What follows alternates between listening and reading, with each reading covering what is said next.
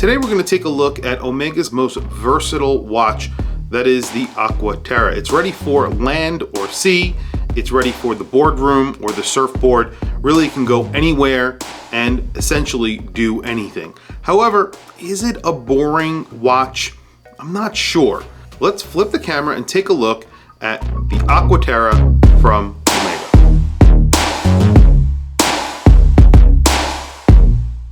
So I just want to do a really quick video on a really awesome, very versatile watch from Omega. This is an Aqua Terra from Omega. This is a watch that I have talked about on my channel many times. I've actually featured a few different versions on it as well. However, this is basically the first time I've featured a time-only version of this watch. It's 150 meters of water resistance. Obviously, the purpose behind this watch is that you should be able to wear it to work, go to meetings, then jump in your car, go to the beach, go swimming, get out of the beach, go off the beach, go to the mountains, do a hike. You could pretty much go anywhere and do anything with this watch. You get a screwed-in crown, screwed-in case back, has a sapphire crystal. You could see the 8900 caliber inside. It is a master chronometer. Obviously very, very good, very accurate movement. And then of course you get lume on here, you get a dagger hour hand, and then you have arrows for the minutes and seconds hand. You get a little bit of a color accent on the seconds hand that's in an aqua blue, and then the dial has those teak lines in it, and that's sort of like a grayish bluish color, which looks really good. You have the Omega logo on the crown, polished center links, polished sides on the bracelet, and then brushing on the top of the outer links on the bracelet itself. Big, large screws that are very, very easy to change for basically anybody. Anybody can do it at home. It's pretty safe. You can scratch your watch doing that, but I definitely do it myself. And you have a double deployant buckle on here, which is really nicely finished. And of course it is signed Omega.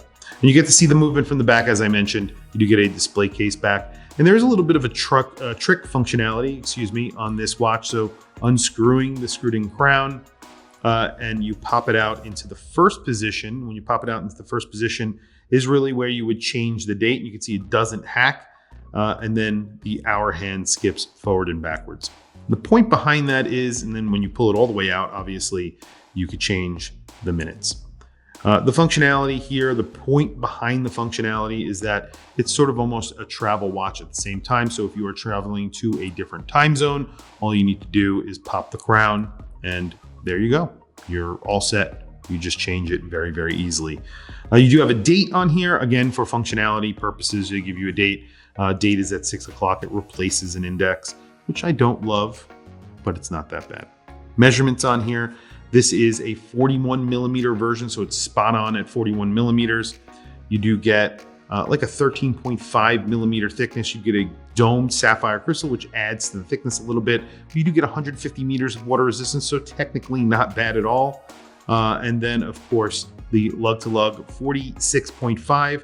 It's actually smaller, or just around the same size. No, it's exactly the same size at the bracelet. And then it depends on where you actually grab it on the bracelet. I've measured this a few different times. You get different measurements, but 6.3 millimeters at the crown. The bracelet doesn't really taper a lot. I wish it did a little bit more, but this is their more modern watch. So that's the reason why I don't think they like to taper the bracelet on it. So if you get like their 57, the Railmaster version, it tapers a little bit more, but that's really it. Very quickly, I'll throw it on my wrist and then we will try and do a lume shot and then wrap up the video. Today I have a Cartier Santos. This is my Cartier Santos, a DLC. Another go anywhere, do anything watch, but this only gets 100 meters of water resistance. So obviously not as good as the Omega. You don't get a screwed-in case back. You do get a screwed-in case back, you don't get a screwed-in crown, but you don't get a display case back. You do get a little trick functionality with the bracelet, which is interchangeable, which is easy to interchange. But I like the hour functionality on this watch. I think it really does, lend itself to being a very versatile watch. There you go. On my 7.5-inch wrist, you can see it wears pretty close to the wrist. Very nice. All in all, a very good looking watch and very, very functional. Very, very functional watch. Anyway, Like I said, I think this watch retails for only $5,700. Joma Shop, I'll put a link down in the description to Joma Shop. They have it for obviously less. I will put a link down in the description below. If you are interested in this watch, definitely check them out. I have my own landing page there, so definitely check them out. And if you like this watch, buy it.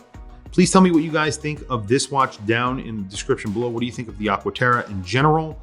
What are your feelings on the sort of genre of sport watch, the go anywhere, do anything watch? Not a dive watch, not a field watch, not a dress watch, something that is a little bit of everything. I like that. Tell me what you guys think down in the description or in the comment section below. Please also don't forget to like and subscribe, hit that bell icon. It is super helpful for the channel and I very much appreciate it. My Instagram is WatchChrisBlog. Please give me a follow there. Thank you for logging on, guys. I'll catch you guys in the next video.